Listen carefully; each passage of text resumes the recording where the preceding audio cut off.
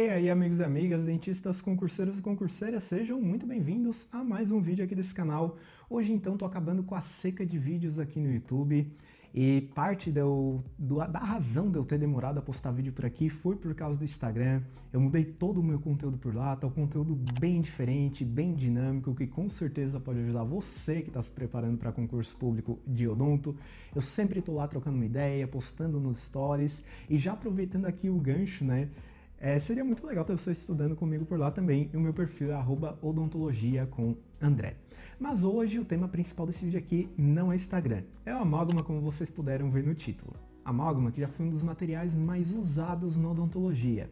Só que por causa da questão estética, por causa da questão dos rumores, das teorias de toxicidade, o amálgama perdeu muito espaço para as resinas compostas, que hoje acredito que daí seja o material mais usado na odontologia, né? Mas vamos lá, nossa questão já está na tela. É uma questão de associação de colunas, onde a gente tem que associar cada um dos componentes do amálgama com as suas funções. Então, na coluna 1, a gente tem os componentes do amálgama, os principais componentes, prata, estanho, cobre e zinco, e na coluna 2 a gente tem daí as funções de cada um desses componentes. A questão quer saber qual dos componentes diminui a expansão do amálgama, qual é um agente desoxidante, qual componente se une ao mercúrio e forma a fase gama 1. Isso parece complicado, mas eu vou estar facilitando aqui, vou estar simplificando isso para vocês. E a questão também quer saber qual dos componentes aumenta a dureza e a resistência mecânica do amálgama. Só que antes de chegar na resposta, eu vou estar trazendo algumas generalidades importantes que tu pode sim encontrar na tua prova de concurso público de odontologia. Então, o amálgama nada mais é do que uma liga metálica que é misturada com o mercúrio. E uma liga metálica nada mais é do que a união de dois ou mais elementos químicos, onde um desses elementos é um metal. E o mercúrio, em temperatura ambiente, ele é o componente do líquido do amálgama, né? Porque em temperatura ambiente ele é líquido e ele tem a capacidade de dissolver metais. E muita atenção agora, porque isso é muito cobrado nas provas de concurso público de odonto, mas o amálgama ele pode ser comercializado de 3 formas diferentes, basicamente de acordo com o formato das suas partículas. Ele pode ser encontrado na forma de partículas irregulares ou limalha, na forma de partículas esféricas ou na forma de partículas híbridas, onde a gente tem a mistura de partículas regulares com partículas esféricas e a gente vai ter uma soma das propriedades desses dois materiais, dessas duas partículas. E agora, indo para esse próximo slide, como vocês podem ver no primeiro tópico, inicialmente o amálgama ele era misturado em um grau de borracha. Então o dentista colocava o pó no grau, o líquido, o mercúrio nesse mesmo grau e fazia a mistura manual dos componentes ali, né? E daí o material soltava todos aqueles vapores e o dentista tinha contato com tudo isso. Imaginem o risco ocupacional de fazer essa mistura num grau de borracha, né? Não tem nem o que eu falar por aqui. E eu acho que depois isso foi percebido, foi notado e o amálgama começou a ser comercializado na forma de pastilhas que eram adaptadas dentro de cápsulas reutilizáveis. Então o dentista colocava a pastilha dentro da cápsula, a cápsula era adaptada no amalgamador, que fazia ali a mistura toda dos componentes, o dentista colocava o material no dente do paciente e depois essa cápsula era higienizada para ser usada depois em um outro paciente. Mas hoje o amálgama ele é encontrado principalmente na forma de cápsulas pré-dosadas, onde a gente aperta um botão em cima da cápsula. Na foto que eu estou trazendo aqui, esse botão é verde, a gente aperta aquele botão, se tem a mistura dos componentes do pó com mercúrio, e daí essa cápsula é adaptada no amalgamador. E daí falando aqui, né, em componentes do amálgama, como a gente pôde ver na nossa questão, os principais componentes desse material daí são prata, estanho, cobre e zinco. No pó a gente também encontra o mercúrio. E daí esses componentes do pó podem ser misturados com o próprio mercúrio líquido. E antigamente, principalmente quando foi estabelecido o uso do amálgama por Black, o amálgama ele tinha um teor de até 6% de cobre. E esse amálgama que tem na sua composição até 6% de cobre é conhecido como amálgama convencional. Mas com o passar dos anos, das décadas e tudo mais, foi percebido que poderiam ser feitas algumas mudanças na composição do amálgama para que as propriedades do material fossem melhoradas. E a partir disso foi onde surgiu o amálgama com um alto teor de cobre, que tem uma resistência e durabilidade muito maior do que os amálgamas convencionais. E do amálgama com alto teor de cobre, muita atenção, isso é cobrado direto em provas de concurso público de odonto, ele tem na sua composição um total de 6 a 30% de cobre, né?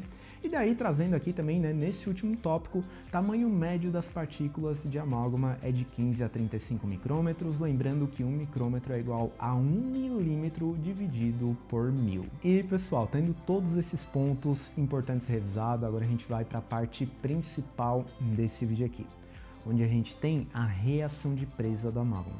Que claro, começa quando a gente mistura a liga metálica com o mercúrio.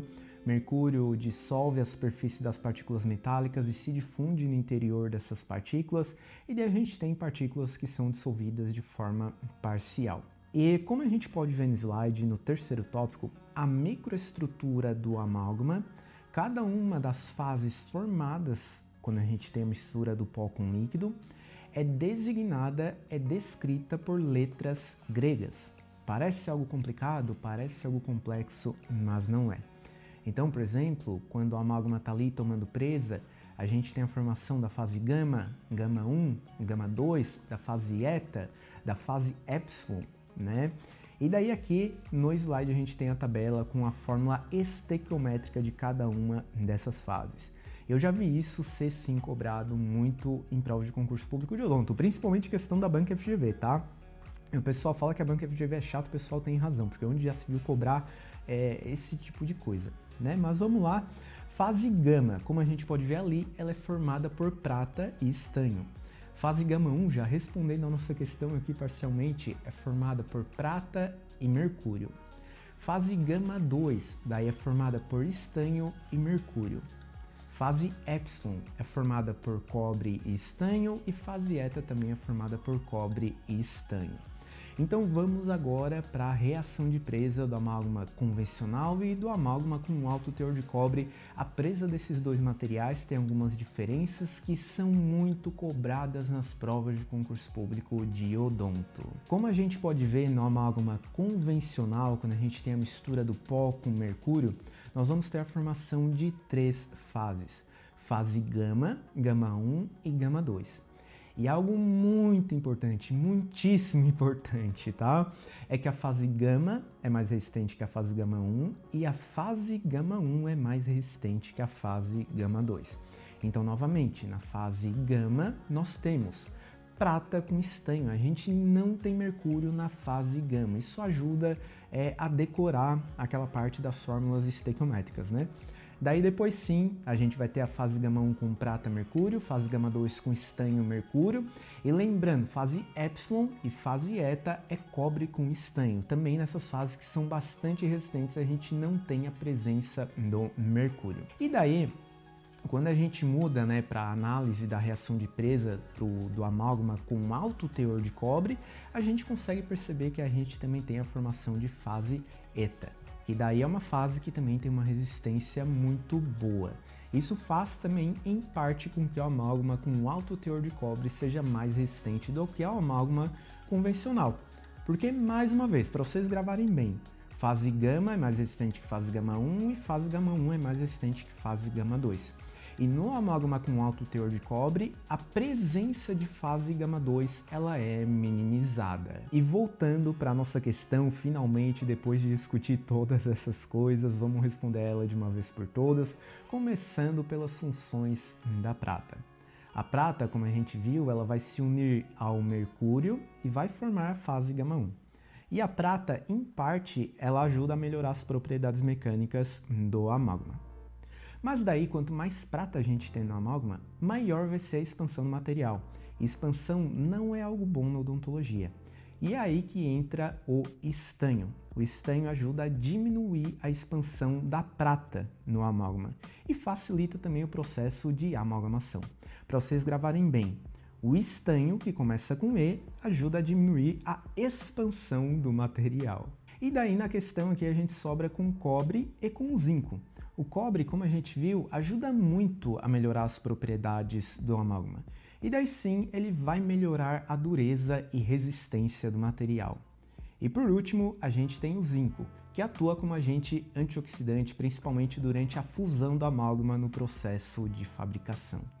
E por isso, a resposta aqui para essa questão vai ser a letra D, meus amigos. Então, muito obrigado a todos vocês que acompanharam este vídeo aqui até o final. Qualquer dúvida que vocês tiverem, deixa aqui nos comentários, me enviem lá no Instagram, que eu vou estar muito feliz de estar trocando uma ideia com vocês.